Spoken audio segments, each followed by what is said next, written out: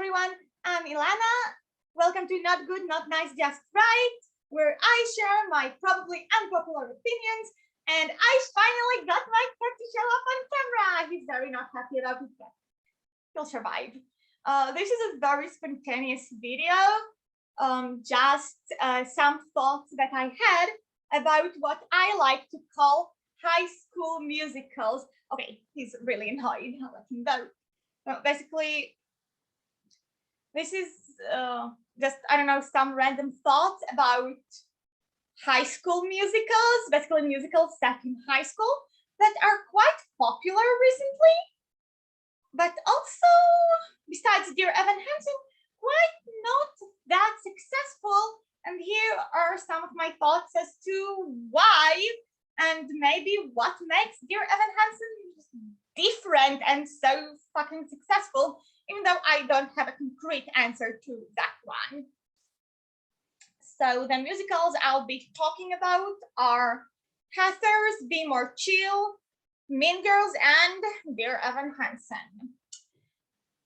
So basically, my main theory is that high school musicals are not commercially successful despite being super popular, because they target high schoolers as their main audience.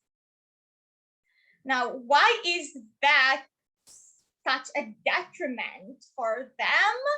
In my opinion, it just all comes down to money.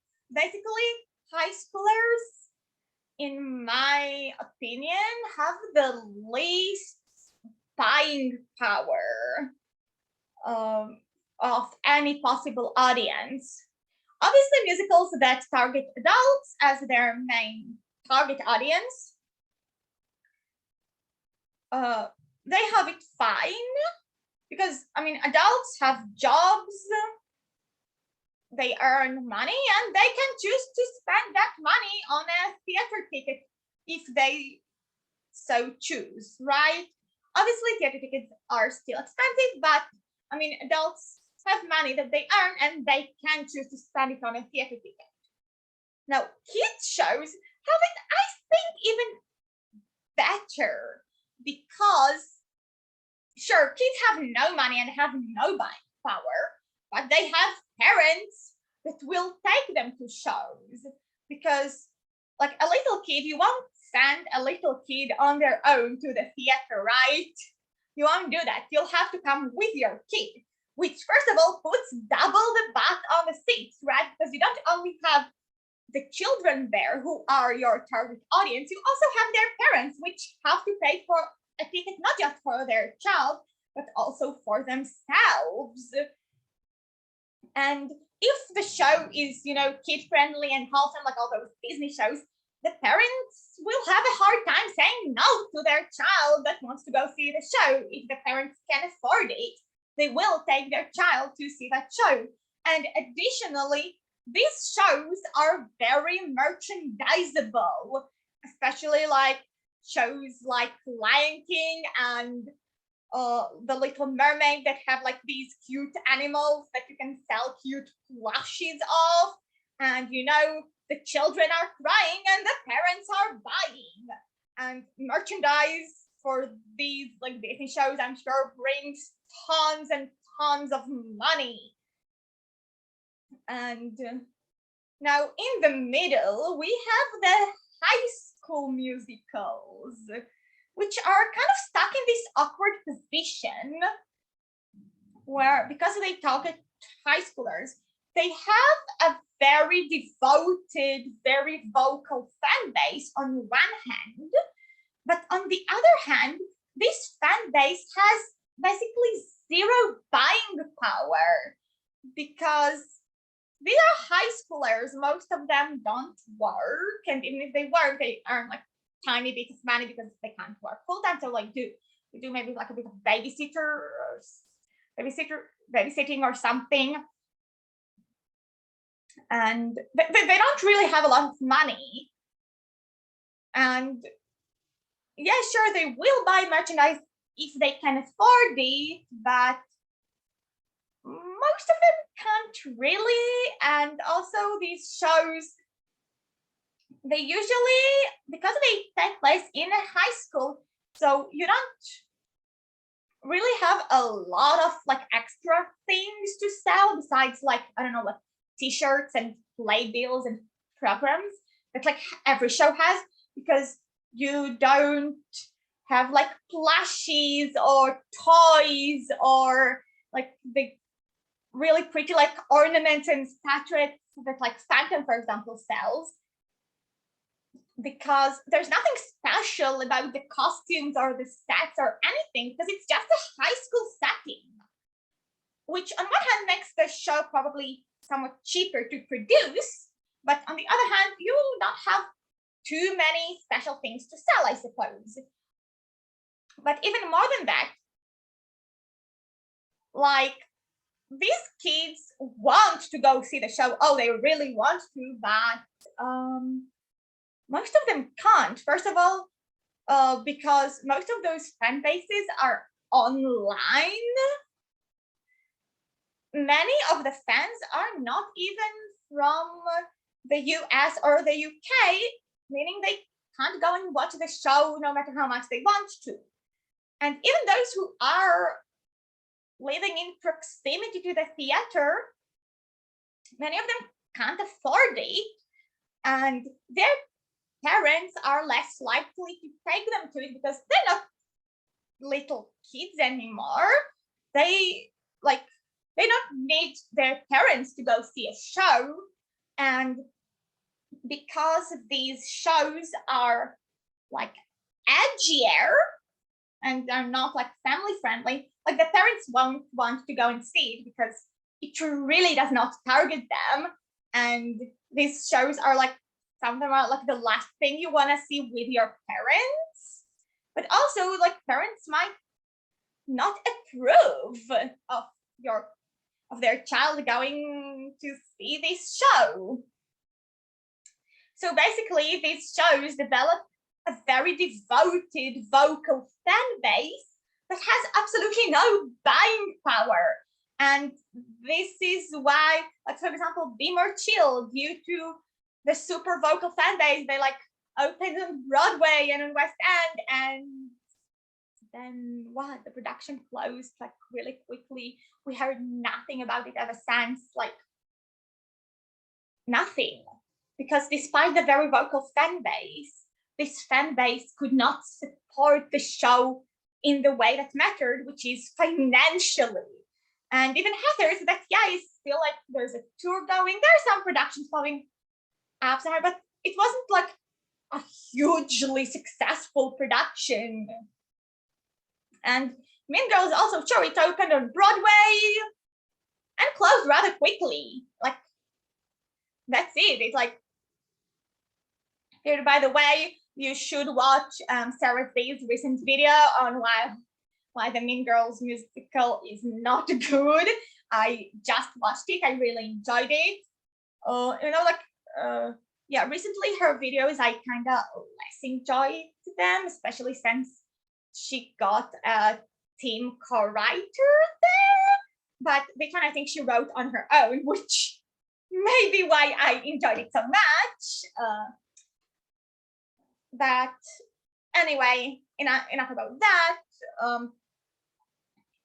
But a big outlier is Dear Evan Hansen, which is so incredibly successful, in my opinion, not deserved, but that's not the point. The question is, why the fuck is Dear Evan Hansen so successful and so many people go and see?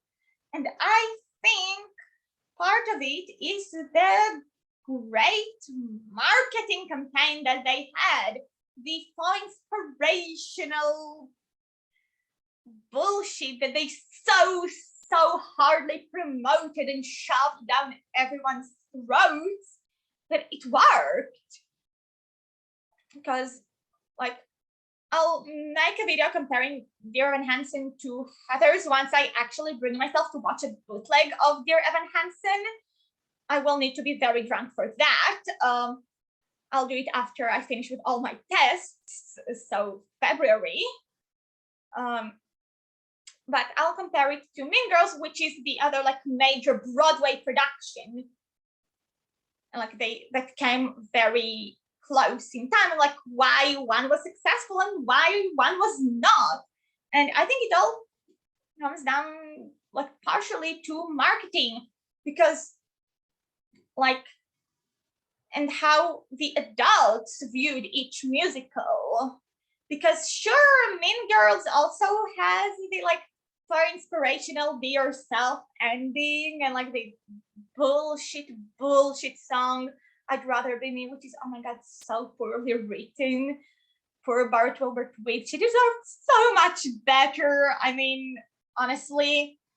Anyway, but mostly Mean Girls is marketed like, you know, this clique of stupid mean girls that wear pink and are super bitchy. And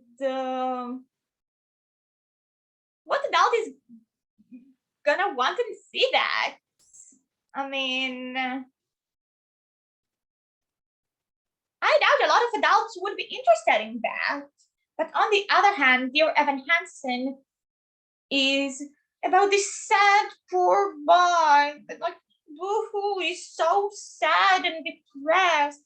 And there are these very beautiful inspirational songs, and it has such an important message that you will be found, and oh, it's so inspirational, and tells the kids that they aren't alone. And isn't that so great? That this is what adults, I think, like, this is what adults want their kids to see, like this, you know, full inspirational, you will be found bullshit. Because, you know, most people that even listen to Dear Evan Hansen until the movie came out, right?